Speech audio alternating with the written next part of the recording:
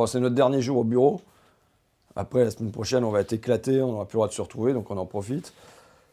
Je voudrais réagir à l'annonce, là, comme quoi la Fnac et Cultura, ça pourra rester ouvert, tandis que les librairies, et je pense à la petite librairie du Labyrinthe, mon copain Philippe, quartier Saint-Leu à Amiens, eux, paf, c'est fermé. Parce que ça me paraît vraiment un fait symptomatique de ce nouveau confinement. Évidemment, il y a cette injustice d'abord entre les petits commerçants et on va se retrouver avec le même délire Amazon qui va faire des profits colossaux. Là, la Fnac et Cultura qui appartiennent à des grands groupes, tandis que les petits risquent de crever dans les centres-villes. Bon, c'est la première chose qui est une chose évidente, une injustice éclatante. Mais la deuxième chose, sur ce que ça dit sur le nouveau mode de confinement, c'est la Fnac et le Cultura peuvent continuer à ouvrir parce qu'ils vendent des ordinateurs. Tandis que les libraires ne vendent que des livres.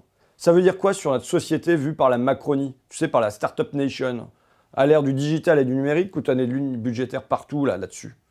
Ou Cap 2022, ça va être 100% de services publics en numérique. Ça veut dire quoi dans leur esprit, et donc qu'ils veulent instiller dans l'esprit du pays, c'est que les ordinateurs, les disques durs, tous les machins comme ça, ce sont des besoins essentiels, tandis que le livre, c'est superficiel, secondaire, c'est pour le loisir, tu vois. Alors que franchement, je crois que le livre est un outil d'émancipation et de libération, tandis que l'ordinateur peut être pour beaucoup un outil d'aliénation.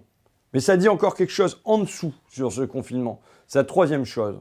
C'est que tout ce qui touche au travail, c'est sacré désormais. Et là-dessus, tu vois, tu auras ton attestation. Du moment qu'il y a l'employeur et l'a bien signé en bas, tu pourras aller où tu veux, quand tu veux.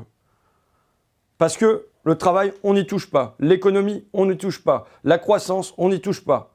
En revanche, tout ce qui est de l'ordre du social, de l'amitié, de la culture et même de la famille, là, c'est mort, c'est terminé.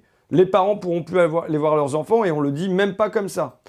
Dans le premier confinement, il y avait plein de choses qui n'allaient pas. Mais il y avait un truc qui était clair. C'était qu'on coupait le travail en même temps qu'on coupait la famille. On coupait l'économie en même temps qu'on coupait la culture. Tout était coupé en même temps. Tandis que là, tu as un truc où le PIB, c'est sacré, et en revanche, tout le reste, on n'a plus rien à secouer.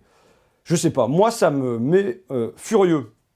Je sais pas ce que le pays va éprouver, mais moi, ça me rend furieux. Et je vois tout ça dans ce petit fait que Cultura et la Fnac vont pouvoir rester ouverts au nom de leur rayon informatique utile pour le télétravail, tandis que ma petite librairie du Labyrinthe va devoir fermer parce qu'elle n'est pas productrice de PIB pour les télétravailleurs, tu vois. On arrête là parce que je dois préparer ma séance de cet après-midi sur l'agriculture, après la culture, l'agriculture. Et bon courage à tous, hein, parce que quel merdier. Hein.